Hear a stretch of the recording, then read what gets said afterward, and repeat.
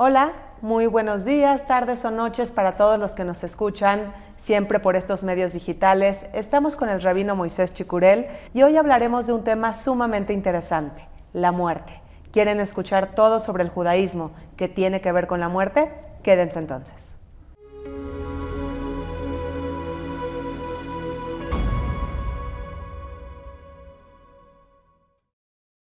Bueno, pues, rabino, primero que nada, muchísimas gracias por su tiempo para esta entrevista. Con muchísimo gusto, como siempre. Tenemos la muerte en el judaísmo y hay muchas preguntas que se generan, pero quisiera irme a los primeros segundos. Vámonos a ese momento en cuando una persona, pues su corazón deja de latir y pues ya es oficialmente un cadáver. ¿Qué es lo que tenemos de preceptos, mandatos judíos que tienen que ver en estos momentos? Desde el instante en el que una persona deja de vivir hasta que ya está bajo la tierra. ¿Cuál es el procedimiento? Lo primero que se hace es manifestar que a pesar de que el cuerpo ya no tiene la función biológica a la que nosotros le solemos llamar vida, aún ahí está su conciencia y está su presencia. Entonces, inmediatamente después de que una persona fallece, asumiendo por ejemplo que está en una casa, porque obviamente en un hospital no siempre se dan las mismas circunstancias, pero lo primero que se tiene que hacer es dejarlo, sin tocarlo, sin hacerle nada. De hecho, es importante no cerrarle los ojos, porque la última ventana hacia este mundo son los ojos. Entonces, contrario a lo que uno ve o lee, de que inmediatamente que alguien fallece se le cierran los ojos, se deja el cuerpo tal cual como está, sin moverlo, a menos que haya quedado en una posición donde hubiera una falta de respeto al cuerpo por si uno cae o lo que sea. Entonces se deja descansando. Si tiene una almohada, por ejemplo, se le tiene que quitar la almohada y se deja por lo menos una media hora descansar. No se debe de manipular el cuerpo durante por lo menos ese tiempo. No es una cosa con reloj, sino es un tiempo prudencial para que el alma, cuando acaba de salir del cuerpo, de acuerdo a las fuentes judías, se encuentra todavía ahí.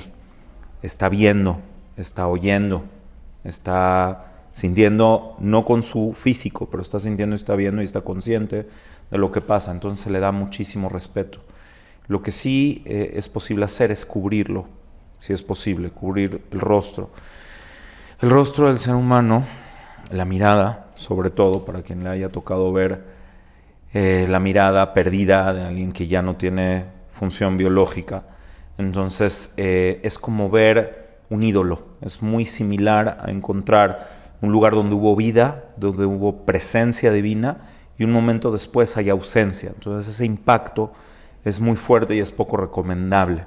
Quedársele viendo a un rostro de alguien que falleció es idéntico a quedarse viendo a un ídolo. Las dos cosas están prohibidas fijamente. Obviamente si se necesita ver por cualquier cosa, está correcto. Después de que pasa esta media hora, se baja al suelo, porque el suelo, ya sea tal cual la tierra o el suelo de una casa o incluso un departamento muy alto, el suelo no acepta, no recibe impureza. Todo lo que está conectado a la tierra es puro. Todo lo que está vinculado con la tierra también implica que no es manipulable, que no se puede mover, no es transportable y entonces tampoco puede impactarse en eso la impureza de lo móvil, de lo que los seres humanos manipulamos, llevamos y traemos. Ahí se deja durante un tiempo, se encienden una o dos velitas. Si hay dos, se pone una en la parte de la cabeza, una en la parte de los pies, indicando también que ahí sigue la Neshama. Y tal cual como se menciona en las fuentes judías, durante todo este tiempo, hasta que el cuerpo sea enterrado, la Neshama va a estar donde esté el cuerpo. Entonces es muy importante ser respetuosos, es muy importante la gente de la Hebra Kadishá que tenemos, que se ocupa de recoger los cuerpos. Hebra Kadishá es la sociedad sagrada que sin cobrar y sin obtener ningún beneficio de esto, se ocupan de recoger el cuerpo, lo llevan, si es posible, ese mismo día a enterrarlo, a lavarlo y enterrarlo ese mismo día. Y si no, entonces se deja trasnochar en un lugar con respeto, con alguien que lo esté cuidando, hasta que al día siguiente se pueda proceder ya al tema de la despedida y el entierro. Ahora, en el entierro tenemos algunos elementos que no culmina ahí el duelo. Vienen 7 días después, que son muy particulares en el judaísmo, en donde si algunas personas han visitado una casa judía en donde hay un duelo, pues encuentran elementos que quisiera abordar poquito a poco. Empecemos por las cosas que se dan de comer a los dolientes, quiere decir a los hermanos, hijos, padres o esposo o esposa de la persona que falleció. Se les dan algunos elementos en particular. ¿Qué se les da y por qué? Una vez que el cuerpo se purifica, es decir, hay unos lavados particulares que se hacen con mucho honor, con mucho respeto, se despide la familia, se despide la gente cercana, se dicen unos capítulos de salmos y se entierra el cuerpo. Una vez que ya todo esto fue hecho, cuando el cuerpo llega a la tierra y está enterrado, entonces se puede decir que empieza el proceso de descanso del cuerpo y también empieza el proceso de luto para los dolientes, porque hasta que el cuerpo no está descansando en una tumba, ni siquiera están de luto. Es una situación que en hebreo se llama onenut, que es mucho más allá del luto, porque además del dolor de la pérdida está la incertidumbre de tener que ocuparse de enterrar un cuerpo. Por eso en el judaísmo es tan importante ayudar a las familias que pierden a un ser querido o incluso a alguien que esté solo, que no haya familiares. Es súper importante ayudar a aliviar ese peso. Entonces, las personas que, por ejemplo, tienen que trasladar un cuerpo durante 1 o 2 días o situaciones más difíciles, cuando hay que llevar el cuerpo a otro país o cuando nos tocó, por ejemplo, una vez que había un cuerpo que alguien falleció en un crucero y entonces tuvo que hacerse toda una serie de cosas hasta poder traer a la persona para darle sepultura en un panteón. Entonces, esta situación impide que pueda comenzar el duelo. El duelo es el principio de una sanación. Entonces, una vez que el cuerpo ya está en la tierra, podemos empezar a llevar a los dolientes al proceso de sanación. Primero es el proceso de poder absorber lo que ha pasado, de poderlos acompañar, y por eso se les da una comida. El punto esencial es de que nadie sano que acabe de enterrar a un pariente va a querer comer. Nadie, es lo último que quisieran hacer, lo último. Y nosotros es lo primero que hacemos. ¿Por qué? Bueno, porque la comida, tú alimentas el cuerpo porque sabes que el cuerpo tiene necesidades, que el cuerpo tiene una situación limitada y que necesita complementarse. Entonces, darle de comer a tu cuerpo es una forma de manifestar públicamente que vas a seguir adelante, que hay dolores, que hay pérdidas, así como hay hambre, hay situaciones incómodas, hay situaciones duras, hay situaciones difíciles. Comer es una manifestación pública para ti mismo, sobre todo, de decir, hay mucho por lo cual seguir adelante, hay mucho por lo cual seguir luchando. Entonces estás comiendo, aunque lo que comemos son elementos que representan lo efímero de la vida, que representan cómo la vida es redonda. Así hay un versículo en Tehilim, en los Salmos, que dice que la vida es la metáfora es Tzera Haim, es como una piedra rodando, ¿sí? Que es giratoria. Cuando uno está hasta arriba, a veces pensaríamos que todo va a ser siempre así, que todo va a estar perfecto, que todo va a seguir siempre igual. Y ahí es donde viene la soberbia o donde uno pierde el piso. Entonces uno siempre tiene que recordar que la vida continúa adelante y que uno no debe de tener soberbia, porque uno no tiene ninguna garantía de que esta rueda no gire y entonces llegue una vez más al punto más bajo. Pero cuando estás en el punto más bajo, también implica que inexorablemente vas a subir, vas a avanzar y vas a seguir. Entonces por eso damos huevo, que el huevo es redondo. También el huevo, una característica del huevo es de que al cocinarse, en vez de diluirse, en vez de evaporarse, se hace más fuerte. El duelo implica que al llorar o al sentir la pérdida, el cuerpo se calienta, todo tu ser hierve, ¿okay? Y por eso uno pensaría que a lo mejor el duelo puede evaporar o puede diluir. En cambio, hay veces que no, que te puede hacer más fuerte, que te puede ayudar a aprender, a reconsiderar muchas cosas. También se dan aceitunas, que son redondas, roscas, que son redondas, pan, que es redondo. El pan que usamos es, los sefaradim. Usamos un pan redondo que se llama pan pita, que es un pan oriental, que es redondo. Se acompaña a veces con un poquito de queso, simplemente para que el pan no esté completamente solo. Y antiguamente también existía la costumbre de darle una bebida embriagante a los dolientes. Porque hay un versículo que dice, Tenu shehar la obed veyain lemare nefesh.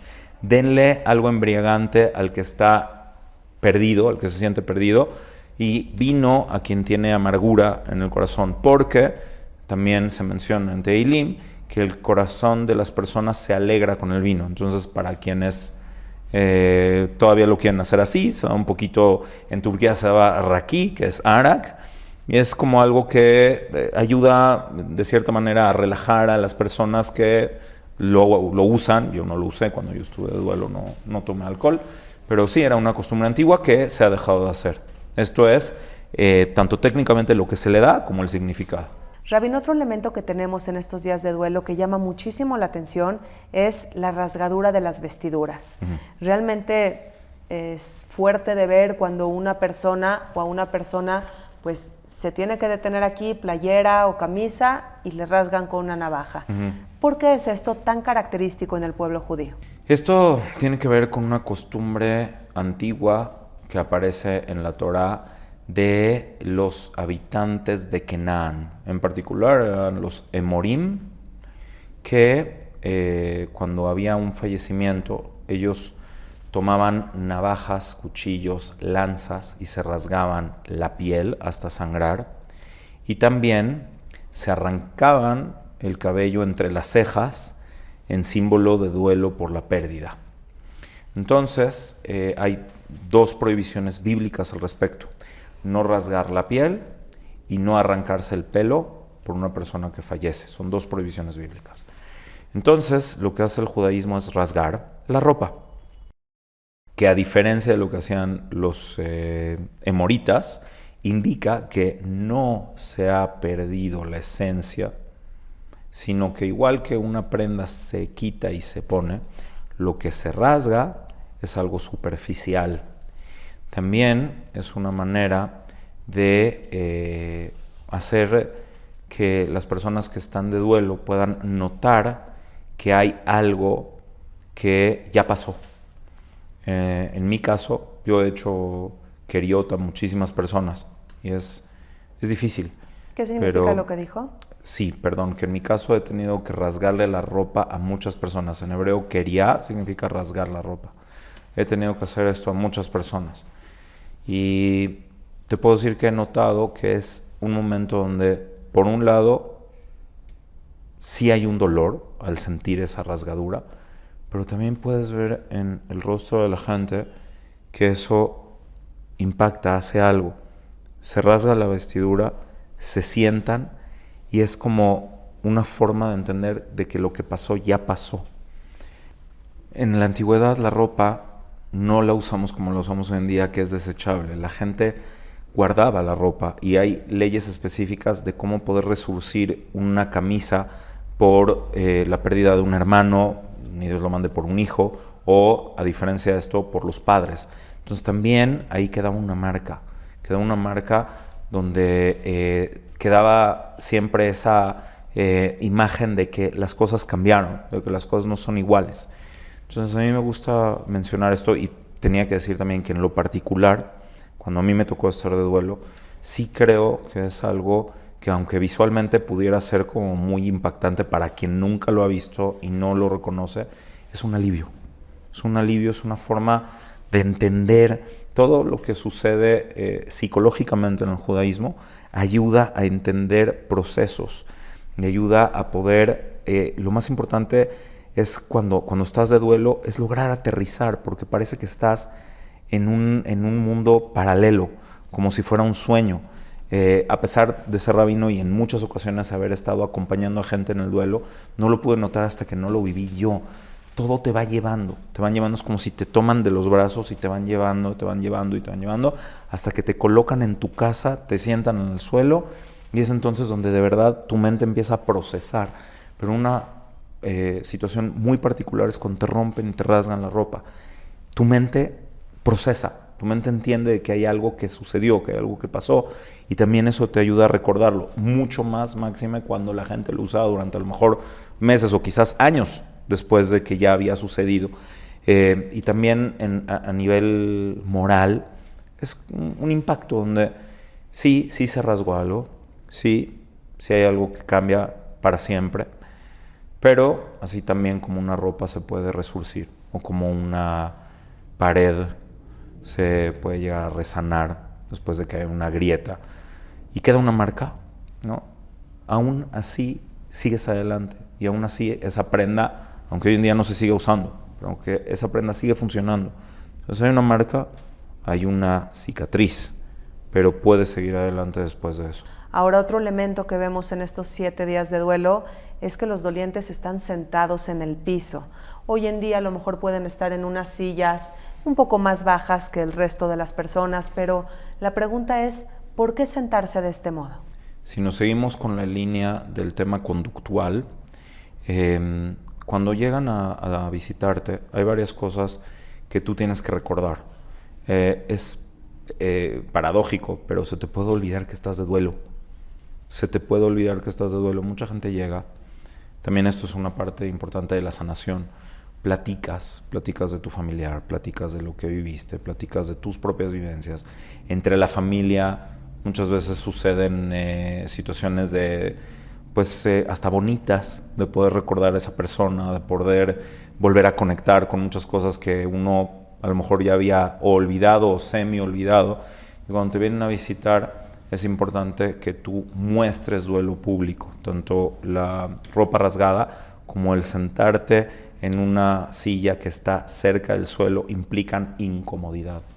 Implica sentarte en el suelo o cerca del suelo, implica que no estás sentado como normalmente te sentarías. Y esto es lo que implica, o cuando la gente se sentaba en cojines, porque se sentaban en el suelo en cojines, pero cambias eso, quitas un cojín o te sentas directamente sobre un tapetito, quizás en la antigüedad. Son situaciones de falta de comodidad y de manifestación pública de duelo para que durante los 7 días que te van a estar visitando y te van a estar dando consuelo, no se te vaya a ir cuál es la razón por la cual estás ahí. Sin embargo, esto es importante mencionarlo, cuando no hay visitas, cuando por ejemplo la gente está comiendo en familia o una persona que tenga cualquier limitación física que le impida este tema de sentarse y pararse desde un lugar muy, muy, muy bajo. Entonces está permitido sentarse normal, si hay alguien mayor que no se puede estar moviendo así, o si estás comiendo en familia también se puede uno sentar normalmente, porque esto es solamente una manifestación de duelo en público cuando te están visitando para que tú no te olvides.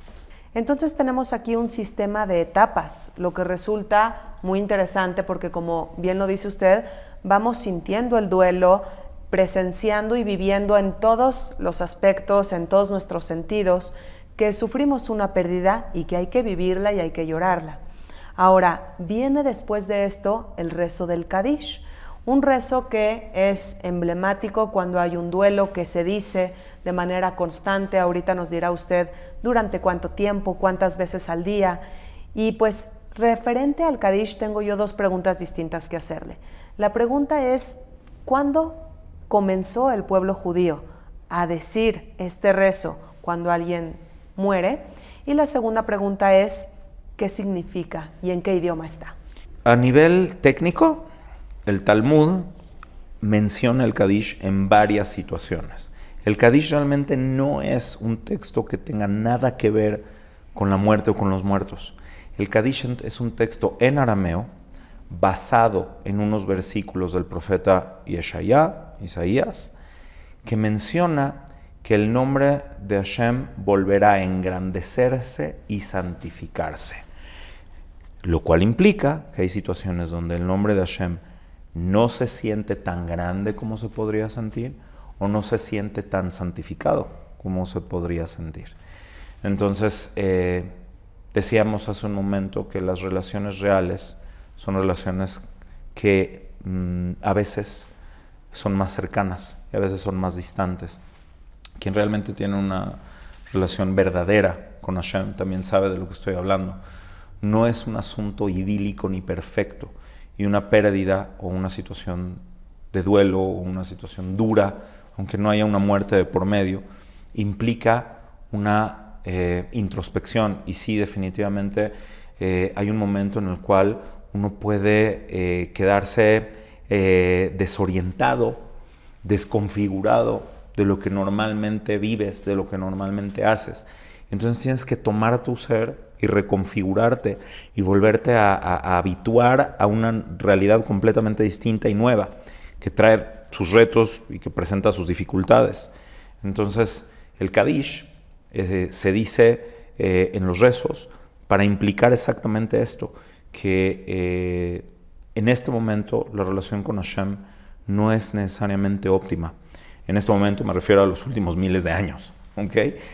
Pero que esta relación tiene esta aspiración de crecer y de ser santificada. Cuando una persona muere, el hecho mismo de su pérdida implica que todas las cosas buenas que hacía en el mundo, él ya no las va a poder hacer, o ella no las va a poder hacer.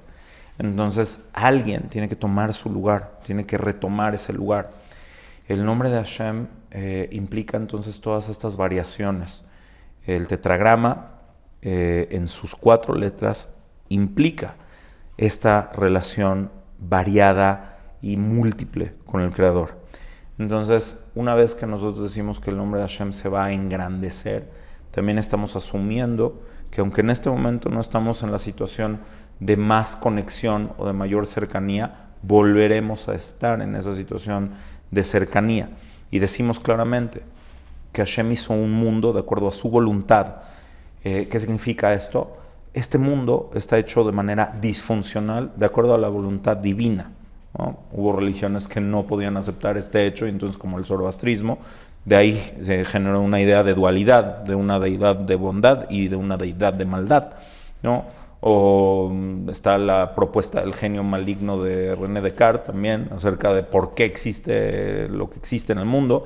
Pero bueno, en síntesis, el mal es una situación no óptima en este mundo que genera la posibilidad de que los seres humanos hagan algo real, que impactemos de manera real, que nuestras acciones tengan un significado real y que nos asociemos a Hashem de manera real y no nada más con palabras o con ideas, sino que las acciones hacen una diferencia. Entonces, esto se dice durante todos los rezos 3 veces al día, y hay diferentes tipos de Kadish. Los dolientes nos levantamos a decir Kadish en memoria de nuestros seres queridos, porque queremos manifestar que estamos ocupando su lugar, que sabemos que hay una pérdida en este mundo, que sabemos que tenemos que redoblar esfuerzos para poder llenar ese hueco, y también es una forma de mencionarte a ti mismo todo el tiempo, que va a volver a sentirse esa cercanía con Dios. Y quiero decir algo que realmente creo que es relevante. Solo alguien que alguna vez sintió cercanía con Hashem puede llegar entonces a sentir el momento de vacío o de lejanía. Si alguien en algún momento sintió eso, es porque también tienes una contraparte con la cual te puedes comparar y decir, si ahorita siento este duelo o esta cercanía o esta desconfiguración, es porque en otro momento me he sentido bien, y en otro momento me he sentido pleno, y en otro momento me he sentido conectado. Esa es la parte que te da esperanza diariamente, que te levantas y mencionas que vas a poder volver a restablecer esa relación plena con Hashem a pesar de la pérdida. Y por último, cada vez que te levantas a decir Kadish y sabes por lo que lo estás diciendo, te vienen memorias a la cabeza. Te vienen memorias, te vienen ideas, te vienen recuerdos, palabras, vivencias que mantienen la relación con la persona que falleció. Entonces, más que un acto religioso, también es una forma de 12 meses. La persona que está de duelo mantiene y hace crecer y enriquece la relación con la persona por la cual está diciendo Kadish, porque todos los días, 3 veces al día estás pensando en esa persona. Y no nada más cuando estás en el rezo, cuando estás en el camino, en el tráfico y dices, espérame, me tengo que apurar, porque tengo que llegar a decir Kadish por mi mamá, en mi caso, ¿sí? O es en la mañana tempranito, ¿sí? Y te suena el despertador y dices, híjole, no sé si hoy me quedo a descansar. Nada, porque tienes una relación y tienes una responsabilidad y sigues generando eso. Entonces es una manera hermosa de que si durante esos 12 meses mantienes y continúas con esa relación, es muy probable que nunca se pierda realmente. Qué impactante que en esos momentos en donde sentimos más dolor nos enfocamos en engrandecer el nombre de Dios, porque podemos tener, y en toda relación real, lo decíamos en otro momento, hay momentos de cercanía o de lejanía, pero eso es una relación real y podemos tener esa relación real con Dios, de lejanía a veces, de cercanía en otras ocasiones, pero siempre de manera constante engrandecer el nombre de Dios es lo que hace que la fe sea tan milenaria, la fe judía.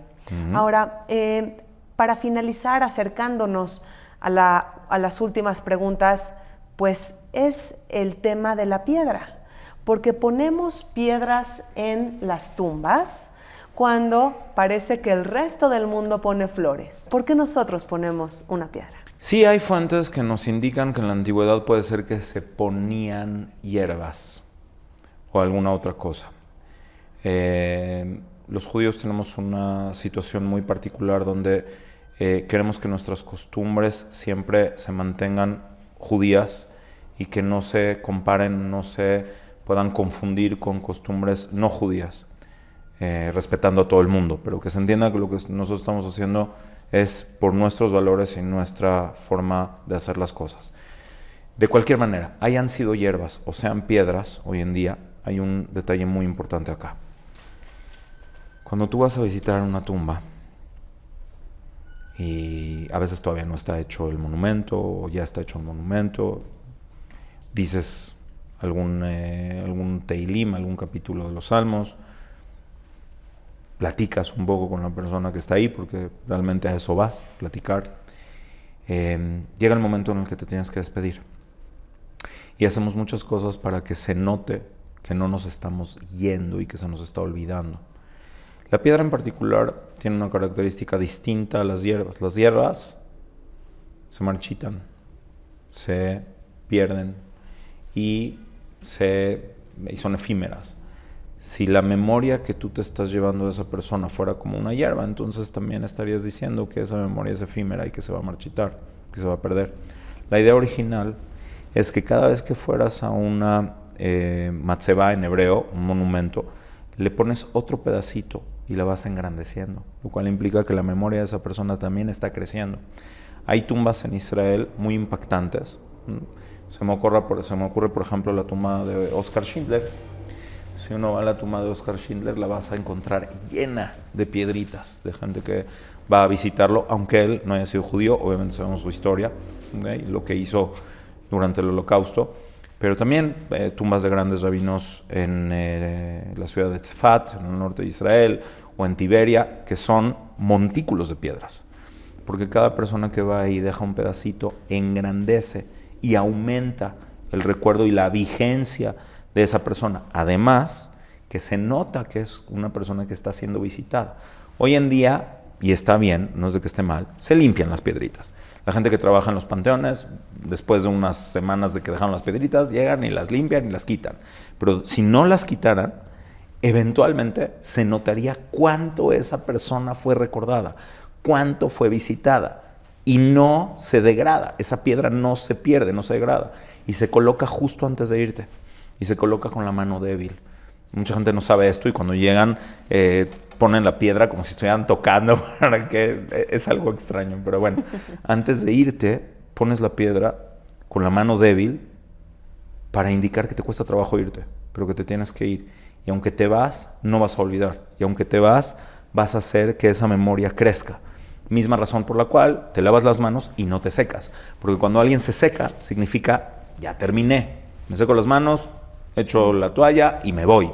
Y te lavas las manos y no te que secas porque te vas, porque porque te tienes que ir, porque es tu responsabilidad seguir adelante, porque así como es obligatorio hacer duelo, también es mitzvah y es obligatorio salir del duelo, aunque sea difícil, y continúas tu vida.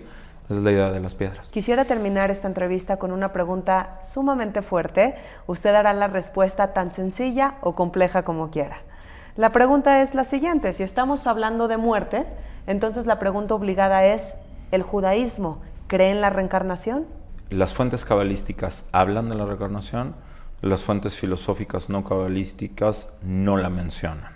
Entonces puedes encontrar, tampoco hay una negación de, ¿no? Pero si encuentras una amplia cantidad de comentaristas que sí lo mencionan. Lo que sí está claro es que para el judaísmo no sería algo óptimo regresar a este mundo, porque la idea es de que vienes acá a hacer algo y esperamos que lo hayas hecho y que puedas trascender y que no tengas que regresar a arreglar aquello que dejaste pendiente.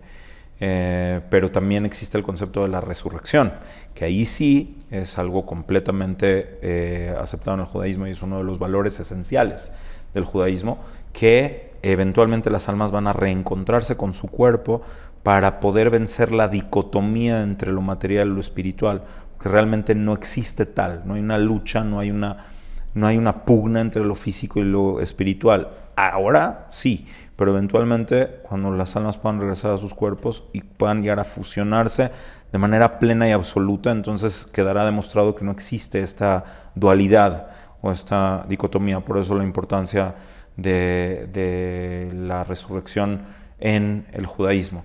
Y por último, como mencionaste en tu pregunta, estamos hablando de la muerte. Yo creo que estamos hablando de cómo vencer el engaño de la muerte para poder entender la multiplicidad y la variedad de las vidas. La muerte, esto lo decía Rav Kook, un gran sabio, gran sabio del pueblo judío. La muerte es un engaño. La muerte es el mayor engaño. La muerte física. En todos los aspectos, para quien sea más creyente o para quien sea menos creyente. En el momento en que el ser humano puede multiplicarse, impactar, dar, tocar a otras almas, tocar a otras personas, la persona que pierde su función biológica no se murió. Y muchas veces puede incluso impactar y continuar trascendiendo mucho más después de que la función biológica se termina a lo que era antes. Y hay muchísimos ejemplos de esto. Yo siempre digo que yo platico con gente que tiene 3000 años de edad. Como por ejemplo el otro día estaba yo tomando un café con Maimónides. ¿Sí? Me habla, lo entiendo, le platico, me platica y vive. Maimónides está vivo. Sigue impactando y sigue transformando y sigue generando. Entonces aquí se trata de entender a qué venimos al mundo.